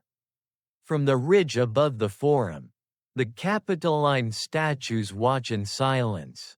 You imagine them whispering to each other when no one's around, counting centuries the way you count breaths.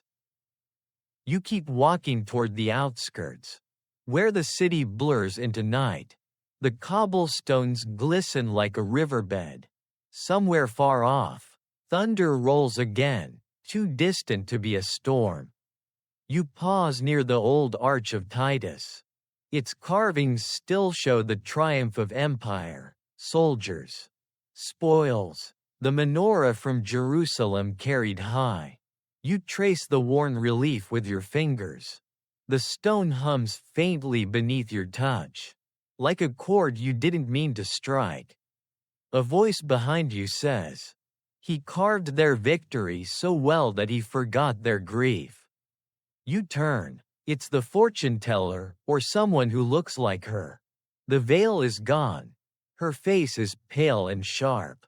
Her eyes the same storm gray you remember.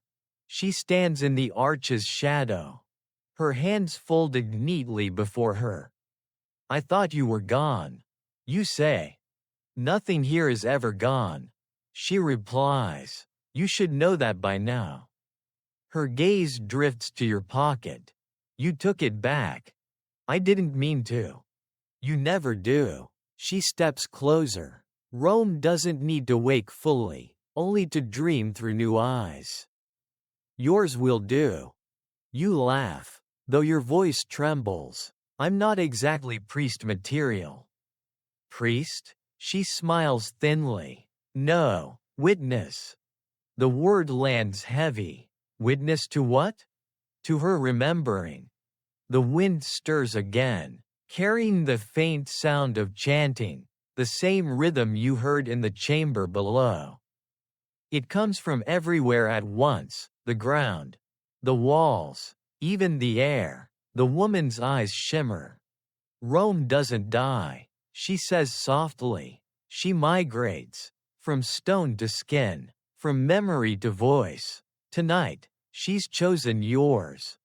Before you can reply, she presses something into your hand, the small bronze mirror. Its surface is dark, but deep within, a faint pulse of gold glows, syncing perfectly with the rhythm beneath your ribs. "Keep walking," she whispers, "and when you speak her name again, make sure you mean it." You glance down. The mirror flickers. For a heartbeat, you see your own face, but your eyes are golden. When you look up, she's gone. The rain starts again, soft and patient. The city glows under it, alive in every reflection. You walk through the drizzle, past ruins and fountains, the scent of wet marble following you. Historians write that Rome's greatest mystery isn't its gods or its emperors, but its persistence, the way it refuses to fade. The way it rebuilds itself out of whatever's left. Maybe that's what immortality really is, not living forever, but being impossible to forget. At the edge of the forum, you pause and look back one last time. The statues shimmer faintly through the rain. You whisper, almost to yourself, "She sleeps, but dreams." Somewhere in the distance, a bell tolls once, low, resonant, ancient. The sound ripples through the night, over the rooftops, down the river, across the hills. And for a moment, you could swear the city whispers back, "Then keep me dreaming." You don't sleep, you walk. The rain eases into a mist that turns every lamp and archway into a halo. The city seems to float, half real, half reflection. You drift down toward the river again, drawn by the pulse that hums faintly behind the sound of water. The Tiber is swollen from the storm, brown and restless, but its surface carries glimmers of light, candles. Dozens of them, drifting downstream like tiny souls on pilgrimage. You follow them along the embankment until you reach the Pons Fabricius. The oldest bridge still standing. The stones are slick, the arches breathing mist. On one side of the bridge, someone has carved a word into the wet plaster. Videt omnia. Sees everything. You lean against the balustrade and watch the candles pass beneath you.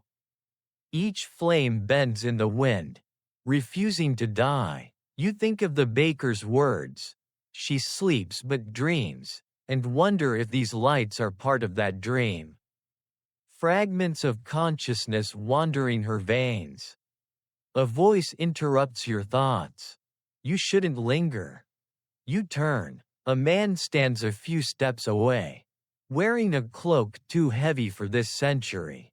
His hair is white, his face lined but calm, and his eyes are the deep green of river water. "Another ghost?" you ask.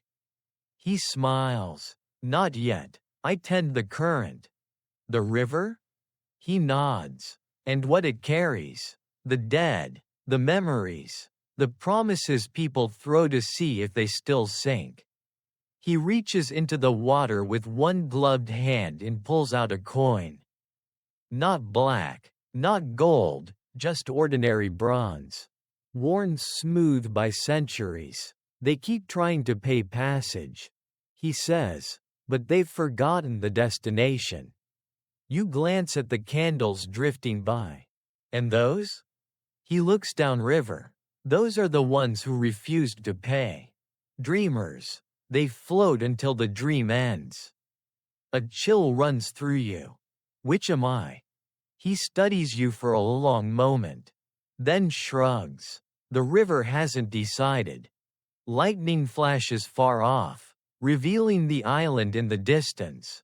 The temple of Aesculapius rises from the mist like a spine of marble. The same island where you saw the serpent in the water. Only now, you can see movement along its edge, tiny lights, circling the shore. "They're calling you back," the man says quietly. "Why me?" "Because you listened." You take a step back from the railing. "I don't want to go back." He chuckles softly. "No one ever does. But you carry her token now." His gaze drops to your pocket. "She can't finish dreaming without you." The wind rises. The candles below flare, merging into a single ribbon of fire that snakes toward the island. The ferryman, because that's what he must be, presses the bronze coin into your palm. "For the crossing," he says, "you've already paid in memory. This is just formality."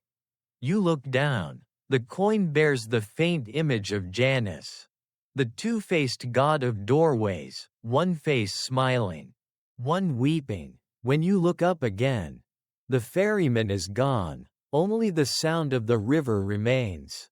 whispering secrets against the stone. You start toward the island. The bridge feels longer than before, stretching between centuries. The wind carries faint voices, Latin prayers, laughter, cries of vendors, all layered into a single chorus. The city isn't silent, it's remembering out loud.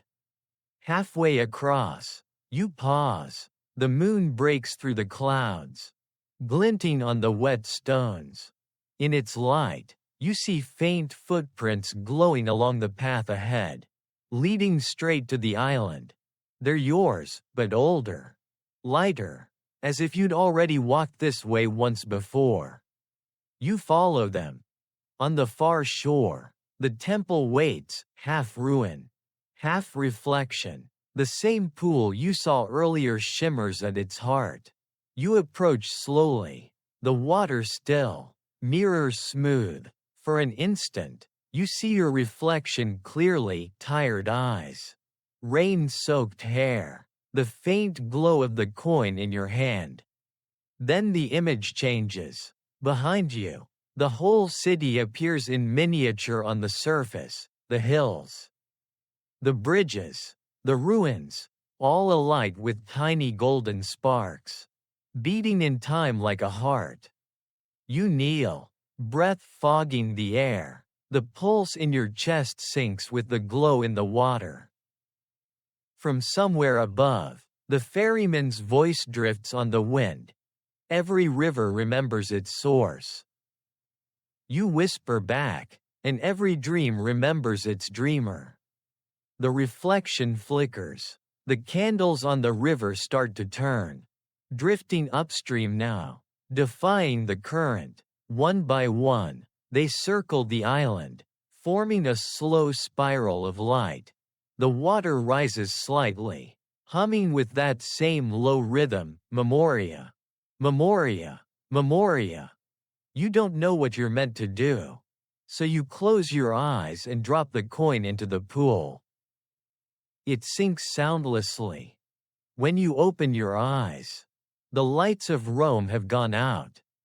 But the city still glows, from beneath. The glow rises from below. Soft at first, like candlelight under glass, then stronger, spreading outward through every crack and stone. The entire island begins to pulse with a low golden heartbeat. Steady and alive, the light flows into the river, turning the Tiber into a winding thread of molten gold cutting through the darkness. You step back, shielding your eyes. The ruins around you shimmer, their outlines bending, reforming. For a moment the temple of Aesculapius stands whole again, pillars unbroken. Torches blazing, the air hums with chanting. The same low rhythm you've heard everywhere, Memoria, Memoria, Memoria. But this time it's different. It's not a dirge, it's a breath. Figures emerge from the light, dozens of them. Transparent, their robes rippling like water. Some you recognize. The Vestal with the cracked lips. The witch from the Esquiline. The woman painted into the Palatine wall. Others are strangers, countless and nameless. They circle you in silence. Faces calm, eyes filled with a soft, unbearable knowing. One steps forward, the baker again. His hands dusted with ash instead of flour now. She's waking, he says quietly. The dream won't last without a keeper. You shake your head. I'm no keeper. I just wanted to understand. That's what they all say. He replies. That's why she chooses the listeners. Behind him, the crowd begins to fade. Their forms dissolving into golden dust that drifts upward, merging with the glow of the city above. You realize the light isn't coming from the water anymore, it's coming from the ruins themselves. From the bones of Rome. The whole city is breathing. The baker looks at you one last time. When she dreams again, She'll borrow your eyes. Remember that. He vanishes. The light surges. You fall to your knees. Overwhelmed by sound, voices overlapping. Centuries of them, whispering fragments of Latin, Greek, prayers, songs, laughter. The flood of memory burns through you. Bright and impossible to hold. For a moment, you see everything. Rome at its birth. Its fires. Its conquests. Its quiet moments between empires. You see children playing in marble courtyards. Soldiers crossing frozen rivers. Monks copying fading manuscripts by candlelight. You see the witch laughing at the edge of her pit. The vestal lowering her torch. The raven circling over the bridge. Every story you've walked through folds into one, the city remembering itself. Then, silence. When you open your eyes, you're lying at the water's edge. The glow is gone. The ruins are ruins again. The only sound is the steady rush of the Tiber. The coin is gone too. You stand slowly, your body aching, your heartbeat still echoing that ancient rhythm. Across the river, the city is still dark, no lights, no engines, no voices, just silence. Then, far off, a bell tolls once. The city exhales. Lights flicker on again, one by one, window by window. The hum of modern Rome returns, traffic, laughter, music, as if nothing happened. You look down at your reflection in the black water. For a moment, your eyes flash gold, then it's gone. You whisper, half to yourself, "She dreams through me." The river carries the words away, and for a heartbeat, you swear you hear an answer, always. You turn from the island, crossing the bridge back toward the waking city. Dawn is just beginning to smear the sky in pale blue and rose. The streets glisten with rain. Ordinary again, mercifully human. You pass a cafe setting out chairs. A stray cat stretching in a doorway. A scooter backfiring down the hill. The smell of coffee and bread fills the air. The ordinary world reasserts itself. Gentle and stubborn. But when you glance back over your shoulder, you see a faint shimmer along the skyline, a golden thread running through the ruins. Fading with the sun. Historians will say Rome survived because of its architecture, its laws, its empire. They'll say it endured because people refused to let it die. They'll be right, of course. But you'll know the truth. Rome didn't survive because of memory. Memory survived because of Rome. You cross the bridge just as the first rays of dawn break over the rooftops.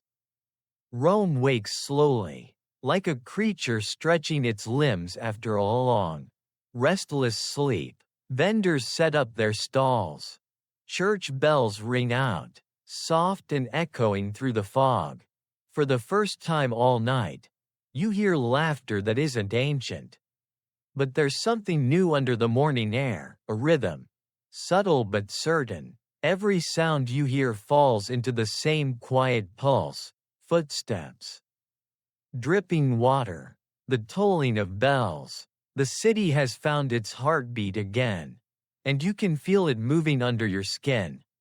You pause beside a cafe on the riverbank, where the owner sweeps rainwater into the street. He hums a tune, lilting. Wordless melody that feels older than the words, Buongiorno. You realize you've heard it before. The baker was humming the same tune. You order a coffee, because that's what mortals do after sleepless nights in impossible places. The man behind the counter gives you a polite nod, then glances down at your wrist. "Nice bracelet," he says. You look. The ring of the Vestal Virgin glows faintly gold in the early light. You'd forgotten you still wore it. You hide it under your sleeve. But the man just smiles knowingly. "You're not the first to come back from the island," he says. The words hit like a slow echo. "You know about it?" He shrugs. Everyone who stays long enough hears the river speak. Most pretend they don't understand. You sip your coffee. It tastes strange, sweeter than it should be. Metallic at the end, like blood diluted in honey. And what do they say? That she's still dreaming, he says, and that she always leaves one of her dreamers behind. You set the cup down. Pulse quickening. Why? He leans in, lowering his voice, to remember what forgetting feels like. The words hang there, soft but immovable. When you look up again, he's gone. Only the steam from the cup curls upward, twisting into the faint outline of a serpent before fading into the morning. You stand, uneasy, and walk toward the Piazza Venezia. The traffic has begun, the city fully awake now, scooters, horns, the chaos of ordinary life. You pass people on their way to work, tourists snapping photos, street cleaners humming. It's all normal, too normal. Then you notice it. Every puddle you pass reflects not the sky, but fragments of gold, the same glow you saw beneath the Tiber, the same shimmer that had filled the ruins. It's faint, almost invisible, but it's there. You stop beside one, crouch down, and touch the water. It's warm. The surface ripples, and for a heartbeat, you see the Forum again, perfect and whole, bathed in sunlight that doesn't exist anymore. Statues alive, people walking, then it's gone, just a puddle, reflecting the dull sky. A voice drifts through your head, soft, amused, undeniably familiar. "Keep me dreaming." You look around, but no one else reacts. The world keeps moving. A child chases a pigeon. A bus hisses to a stop. Somewhere, a priest laughs into a phone. You smile. You finally understand. The city isn't haunting you. You're haunting it. You walk on, through the living streets, past ruins older than belief, carrying the faint glow of something eternal under your skin. You don't need to look back to know the heartbeat is still there, low, steady, waiting. Historians will write about stones and kings and empires, about collapse and restoration. They'll say the city fell and rose again because people refused to let it die.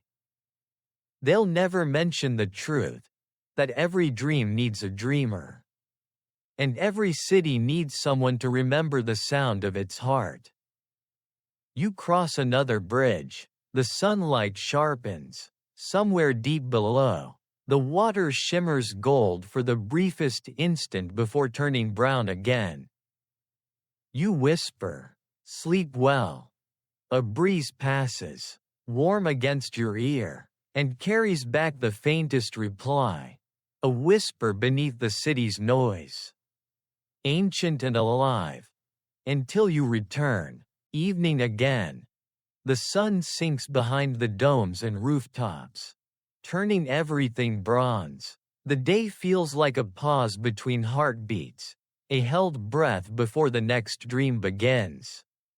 You walk without purpose now. Though every turn seems to lead you somewhere the city wants you to see one last time. You pass the Forum, quiet under its orange light.